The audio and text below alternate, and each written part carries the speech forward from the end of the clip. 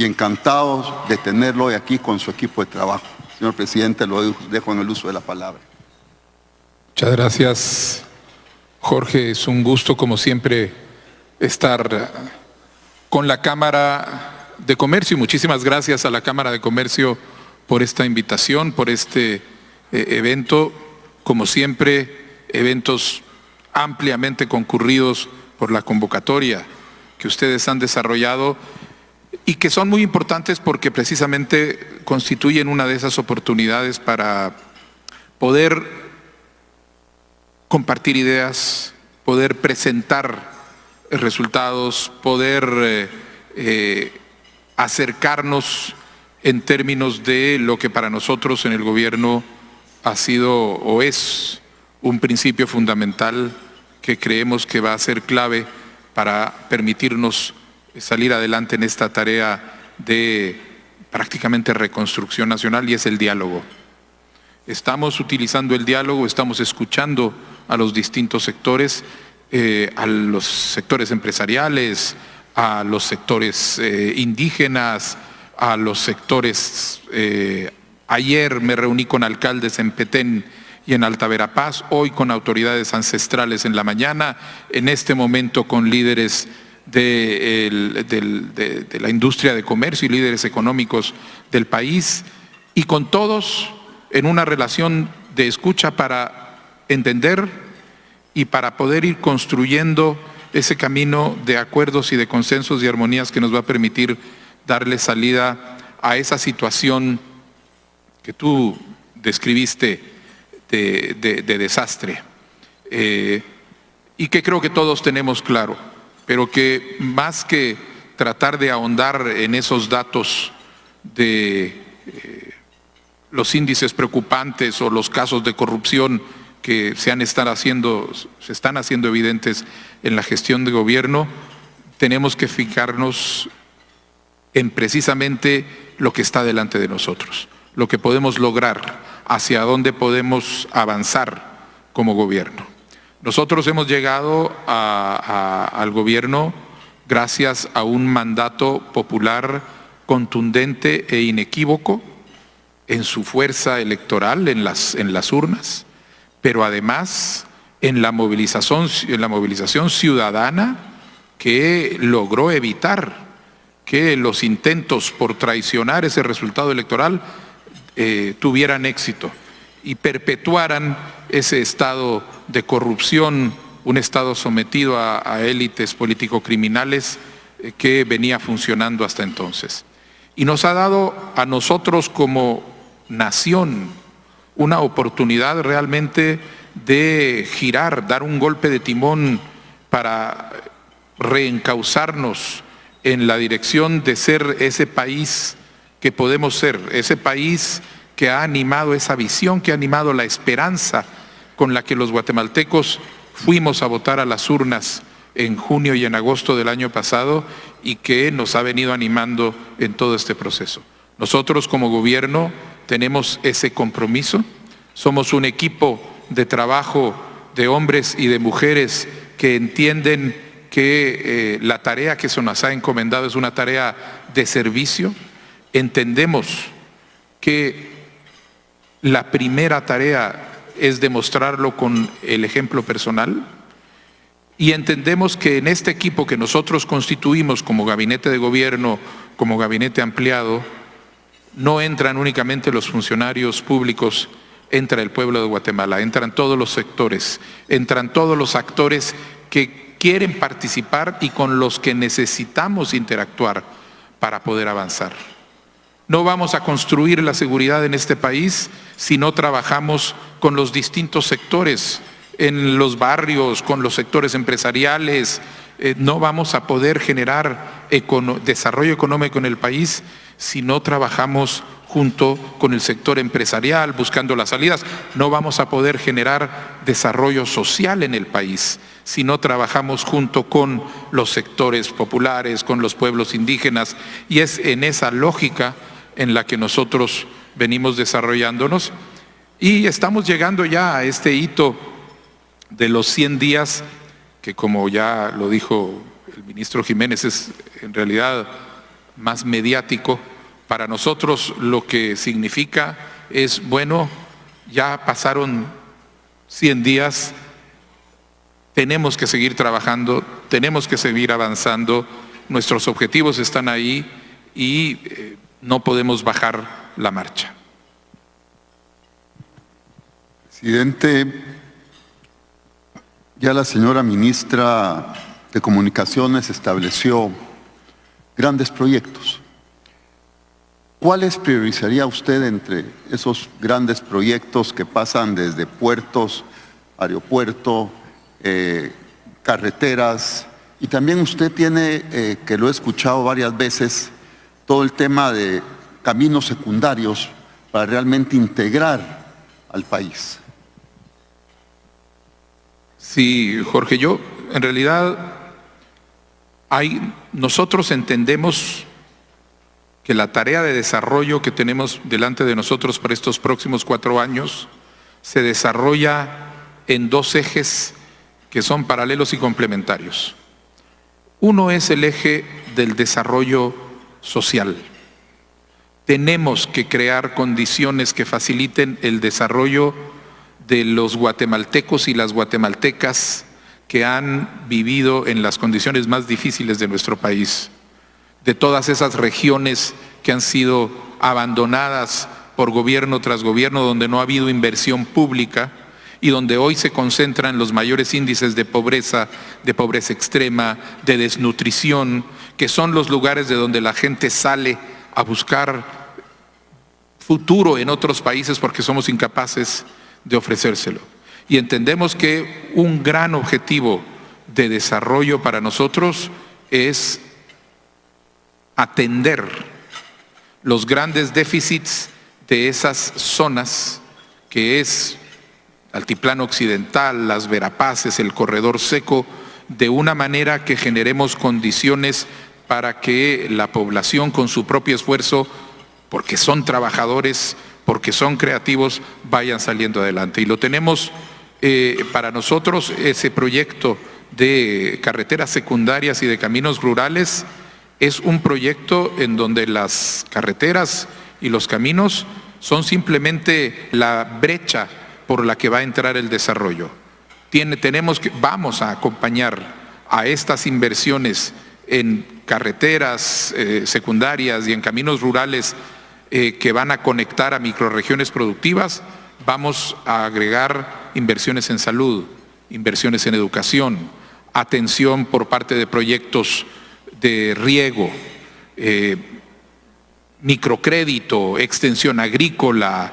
Es decir, vamos a generar condiciones de desarrollo de manera que esas zonas que se van a ir abriendo reciban no únicamente una carretera, sino además las condiciones que les permita a esa población tener un acceso a ese buen vivir, a esas conexiones de vida.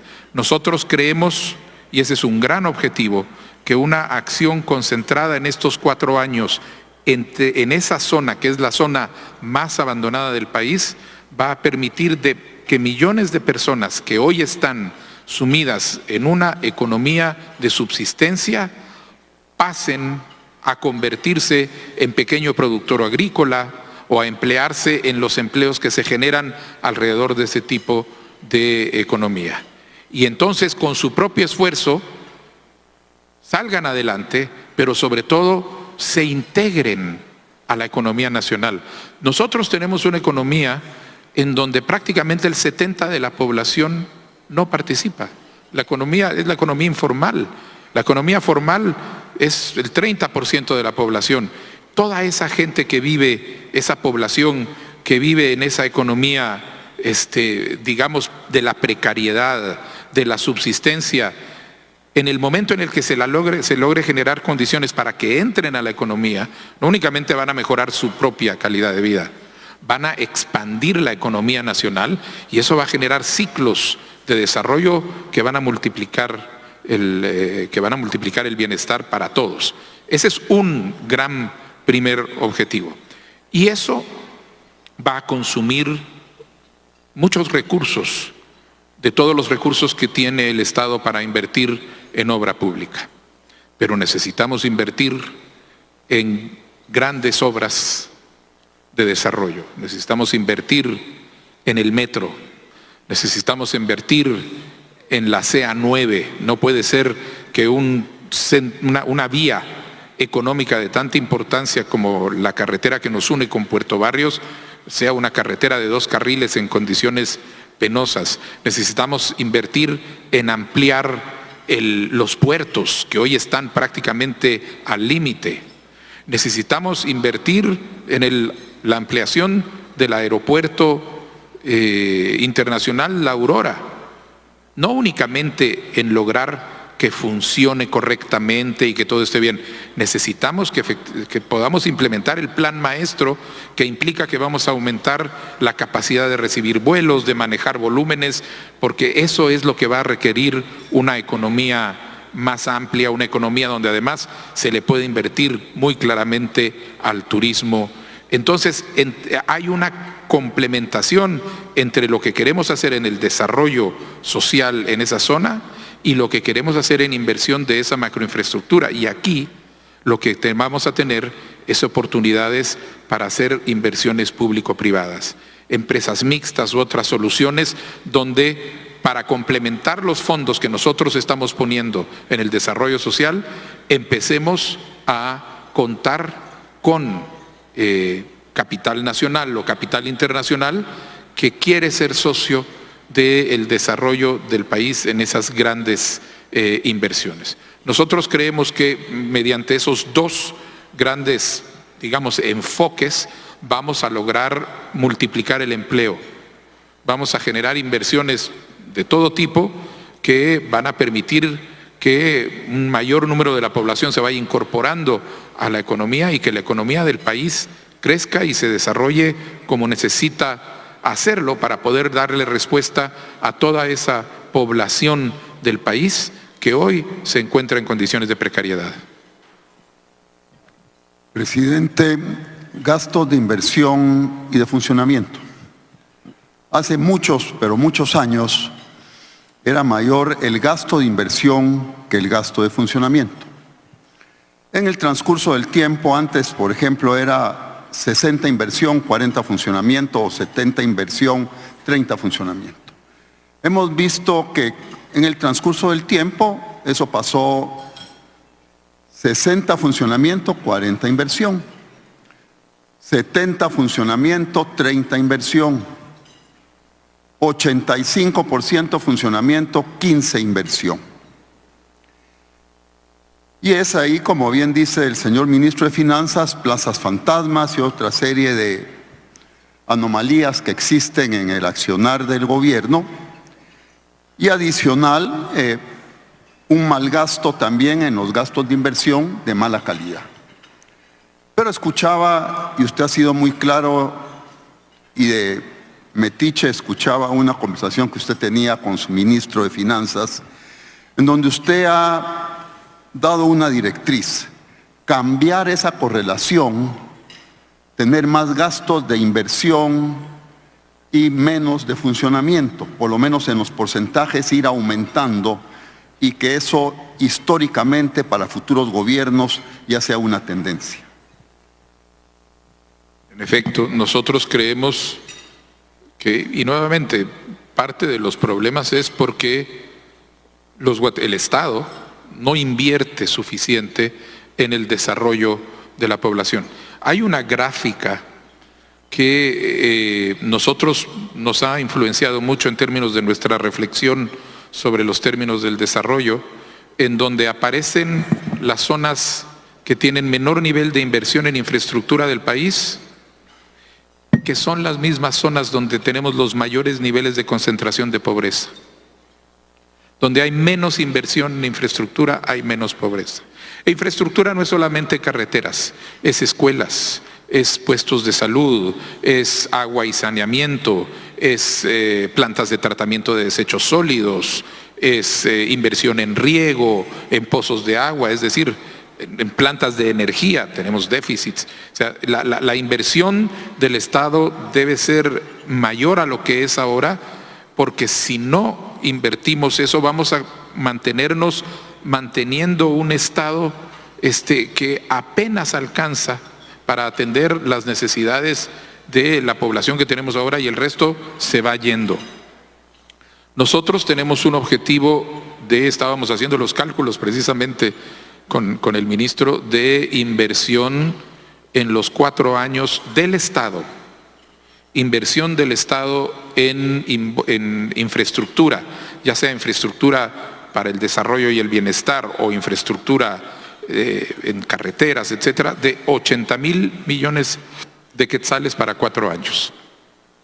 Es decir, entendemos que la economía, para hacer que esta economía sea productiva, tenemos que invertir, pero entendemos que la primera responsabilidad de inversión le corresponde al Estado, en esos 2 grandes elementos que estábamos discutiendo. Y eso representa un aumento del 50% en la tasa de inversión pública con respecto al PIB que existe en este momento. Nosotros esperamos, de acuerdo a nuestros planes y a nuestros programas, que dentro de 4 años hayamos aumentado por lo menos en un 50% la tasa de inversión en el presupuesto nacional del dinero público. Ya eso creemos es importante y eso debería ser una tendencia que permitiera seguir. De hecho, eso es lo que estamos persiguiendo en este momento con la ampliación presupuestaria que estamos presentando al Congreso de la República. La ampliación presupuestaria que estamos solicitando no es para funcionamiento, es para poder construir más escuelas, para poder construir más puestos de salud, para poder invertir en las carreteras, para poder poner en marcha el plan de apoyo a las municipalidades para los programas de agua y saneamiento, etcétera, etcétera, etcétera. Es esa la lógica que nosotros tenemos, es la lógica que creemos y es la lógica que nos lleva a pensar en los grandes proyectos que tenemos que atrevernos a pensar como guatemaltecos, como el metro. Eso es un gran proyecto y hace mucho que los guatemaltecos dejamos de atrevernos a pensar en grandes proyectos. Entonces estamos trabajando con la municipalidad, ya estamos viendo el metro en su línea azul, en su línea blanca, pero tenemos que empezar a pensar en grande también en otros proyectos. La CA9, tenemos que ser capaces de terminarla. Tenemos que ser capaces de empezar a comenzar los procesos para ampliar los puertos de cara al futuro. El lunes, esta semana que viene, llega una misión del Banco Mundial con un experto con el que queremos discutir precisamente la ampliación desarrollo del Aeropuerto Internacional de La Aurora. El tren del que habíamos dejado de hablar, que puede ser una solución fantástica para descargar carreteras y empezar a mover carga en el sur del país y conectar nuevamente los puertos.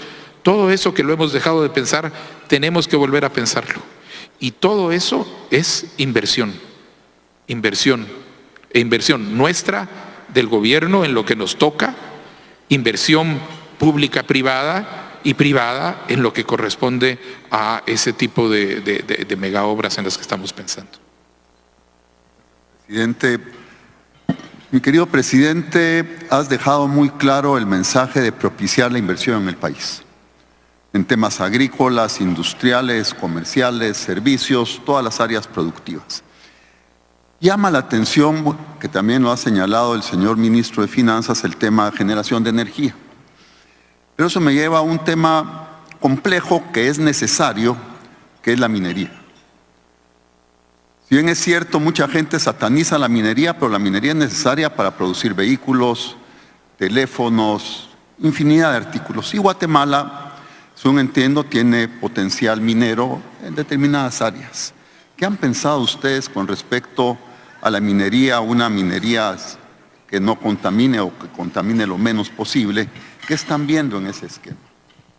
Bueno, nosotros primero entendemos claramente que hay distintos tipos de minería.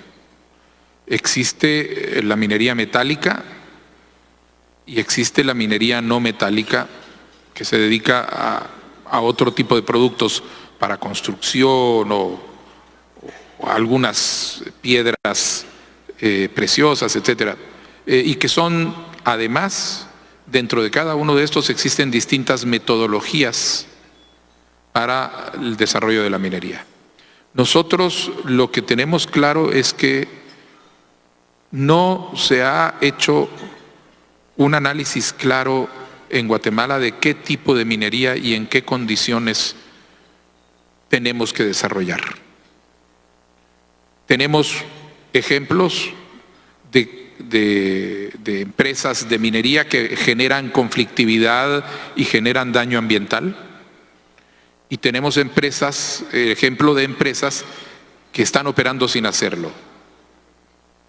Tenemos ejemplos de empresas que están haciendo procesos para trabajar con las comunidades y entender de una manera cómo abordar conjuntamente esa cuestión. Y tenemos empresas que lo hacen sin considerar el efecto ni la opinión de quienes tienen al lado.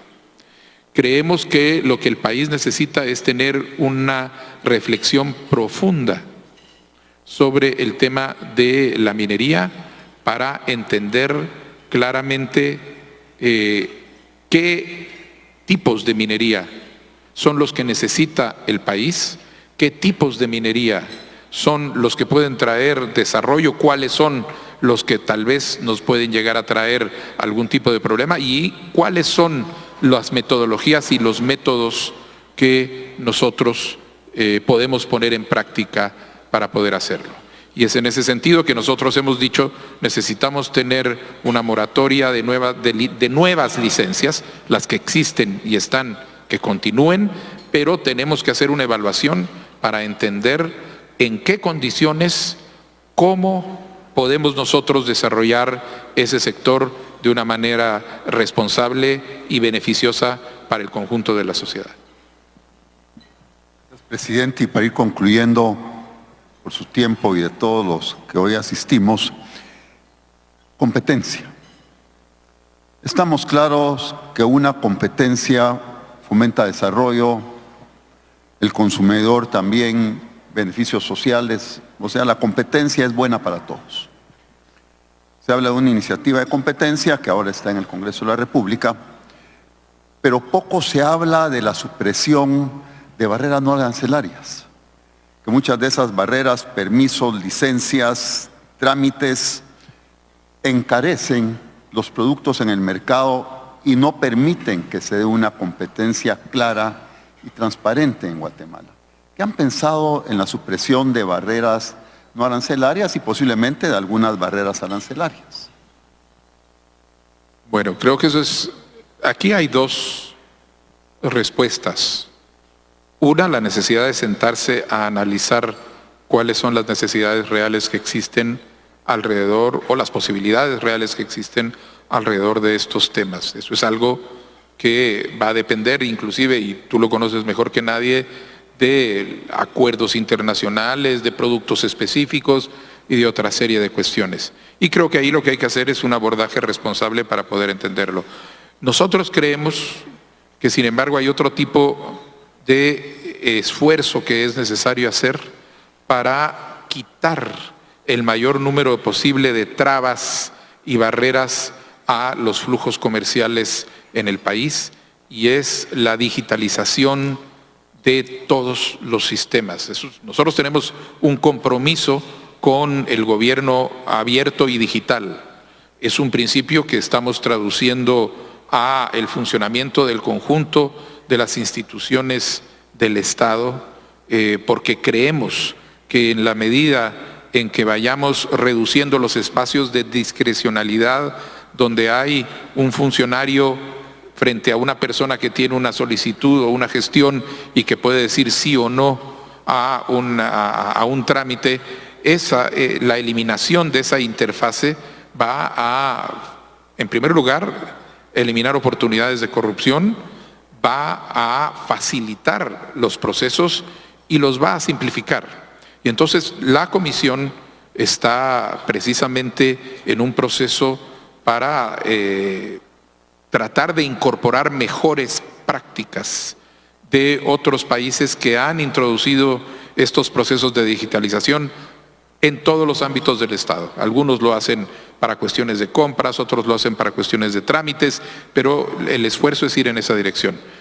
Aplicado a todo el ámbito de la gestión comercial, la digitalización nos va a permitir simplificar los trámites, nos va a permitir reducir los tiempos, nos va a permitir reducir la arbitrariedad, y en ese sentido se va a convertir en una de las principales medidas que va a permitir facilitar los flujos de comercio en nuestro país. Gracias, presidente. ¿Algún mensaje final? Y tal vez una pregunta indiscreta. Cuando usted ya había ganado la primera vuelta y después la segunda vuelta, y ahora que ya ejerce como presidente constitucional de la República de Guatemala, cuando ve este desastre, ¿se lo imaginó de lo que usted iba a recibir como gobernante? Digamos que hay un dicho que dice: no es lo mismo verla venir que bailar con ella. Y yo creo que en términos conceptuales y teóricos todos teníamos claro de este nivel de complejidad. Lo que es complicado es, y aquí voy a citar a mi ministra de Comunicaciones, el problema que uno tiene cuando en cada gaveta que abre se encuentra una rata muerta. Y nos encontramos efectivamente un Estado minado no solo por la corrupción, sino minado por la incompetencia, porque las instituciones que se corrompen durante mucho tiempo pierden capacidad de operar. Entonces, digamos que me encontré con, nocionalmente, conceptualmente sabíamos con qué nos íbamos a encontrar, ahora estábamos comprobándolo y sí, hay una diferencia en bailar con ella, en bailar con ese fenómeno. Pero nos estamos encontrando con otra cosa.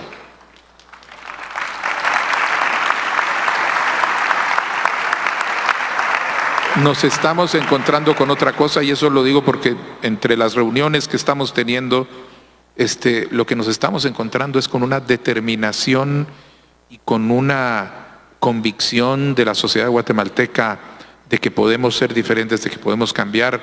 Ayer las reuniones que tuve en el Petén o en Alta Verapaz, con alcaldes, con ambientalistas, con gente de sociedad civil, con las autoridades ancestrales hoy, con ustedes aquí, y antes de esto tuvimos la oportunidad de tener un intercambio con algunos de los líderes empresariales que están acá.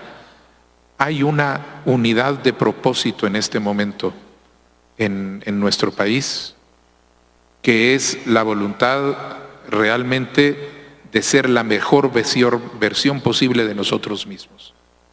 Y eso está movilizando a mucha población, al conjunto de una sociedad que dijo: bueno, yo creo que podemos ser diferentes, esta es la oportunidad, y que mantiene a todos en ese compromiso de, y como me lo dijeron, porque se me lo dijeron 3 veces ayer, no me lo dijeron. Una es: ustedes no tienen varita mágica, pero con nosotros van a poder hacer algunas cosas. Y nos lo dijeron distintos grupos.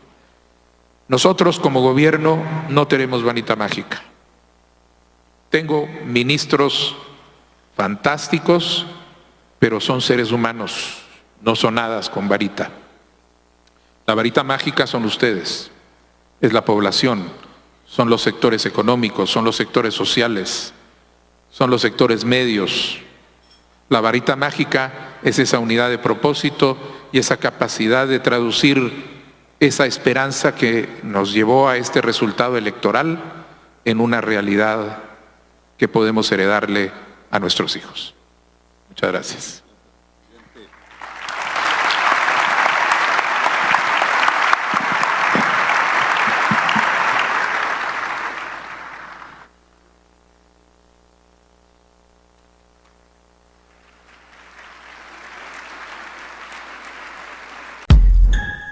Y bueno, eso ha sido todo, espero que les haya gustado el video y si fue así, pues ya saben, dejen su poderoso like o dislike. Suscríbanse y activen la campanita de notificaciones para no perderse de los nuevos videos. También les recuerdo que ustedes tienen la última opinión en la cajita de comentarios. Así que sin más, yo me despido deseándoles éxito en todo. Así que nos vemos en el próximo video.